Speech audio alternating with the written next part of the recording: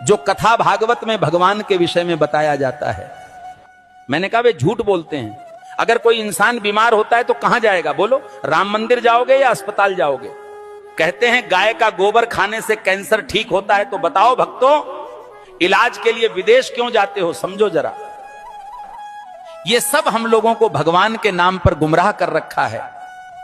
और जब यही लोग कहते हैं धन दौलत त्याग कर भगवान की शरण में आ जाओ, और खुद कहीं पर भागवत कहने जाते हैं, लाखों रुपये लेते हैं। ये मायाजाल ही तो है। भगवान की शरण में जाने का मतलब यह थोड़ी है कि अपने शरीर का ध्यान छोड़ दो।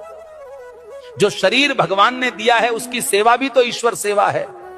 जब बुखार आता है तब राम की जगह दवा ढूंढते हो। जब जीवन भर की परेशानी हो तब बाबा का झूठा गोबर इलाज क्यों बन जाता है? गाय पूज्य है, इसमें कोई दो राय नहीं, पर यह कहना कि गोबर खाने से कैंसर ठीक हो जाएगा, यह विज्ञान नहीं, धोखा है। जो कथावाचक कहते हैं धन दौलत छोड़ दो, भगवान की शरण में आ जाओ, वो खुद लाखों के हवाई सफर करते हैं, एसी पंडाल में रुकते हैं और पाटीदारों से लिफाफा लेते हैं। तो त्याग हमें क्यों सिखाते हो?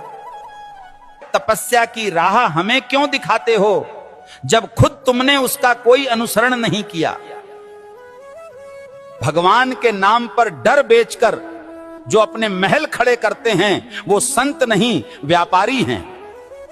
सच्ची भक्ति वो है जो आंखें खोलती है, ना कि आंखें बंद करवाती है।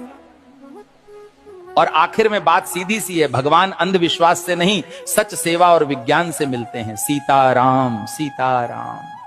भविष्य मालिका कहती है जब पाप बढ़ेगा तो समय न्याय करेगा और धर्म की असली परीक्षा शुरू होगी।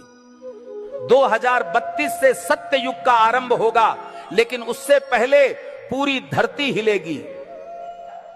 प्यारे भक्तों, 2 सूरज दिखेंगे आकाश में, पर उनमें से एक सूरज नहीं, विनाश का दूत होगा। बंगाल की खाड़ी में गिरेगा अग्निपिंड और समंदर उठकर धरती को लील जाएगा।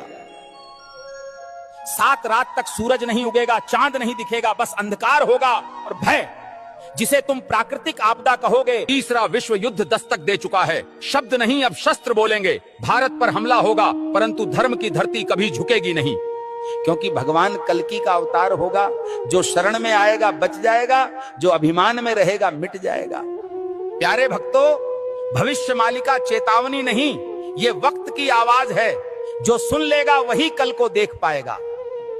धर्म अब उपदेश से नहीं बचेगा, धर्म बचेगा तो तुम्हारे कर्म और श्रद्धा से। जो अब भी सो रहे हैं, समय उन्हें जगाएगा नहीं, बल्कि बहा देगा इतिहास की धूल में। अब भी समय है भक्तों, या तो धर्म के साथ खड़े हो जाओ या अधर्म के साथ डूब जाओ। कल सऊदी अरब में आयोजित मेरे सत्संग के दौरान एक भक्त ने मुझसे एक दुखद प्रश्न किया। भक्त ने प्रश्न किया, गुरुजी, क्या राखी बांधने से बड़ी बात यह नहीं कि हर औरत को बहन समझा जाए? अरे मूर्खों, राखी के धागे पर इज्जत की एक्टिंग करते हो और बाकी दिन उसी इज्जत को आंखों से नोचते हो। राखी का धागा इज्जत का प्रतीक है, पर नजरें ही इज्जत न दें तो वो धागा क्या करेगा? जो आज बहन कह रहे हैं, कल उसी जैसी स्त्री को घूरते हैं। यही विडंबना है। जिस दिन पुरुष की नजर नारी को सच में बहन समझने लगेगी, उस दिन हर बेटी, बहन, हर स्त्री सुरक्षित अनुभव करेगी। भाई कहे जाने से कोई बड़ा नहीं बनता, उसके विचारों और दृष्टिकोण में सम्मान हो, यही सच्ची मर्दानगी है। राखी की रस्म निभाना सरल है, पर नीयत की सफाई असली परीक्षा है। हे प्रभु, जो स्त्री को देखकर गंदे ख्याल लाता है वो कभी भाई नहीं बन सकता। हर लड़की बहन जैसी लगे, ये सिर्फ कह देने से नहीं होता, जब तक मन से उसे बहन समझा न जाए। राखी कोई ताबीज नहीं है, ये चेतावनी है सोच को पवित्र करने की और नारी को नजर से नहीं सम्मान से देखने की। जिस पुरुष की मर्दानगी किसी नारी की रक्षा न कर सके, वो राखी के धागे का भी हकदार नहीं होता। राम के भक्त हो या डर के गुलाम, शर्म करो। हनुमान जी ने रावण को जला दिया, तुम आंख फड़कने से कांपते हो। अगर आज हनुमान जी को कुछ कहना होता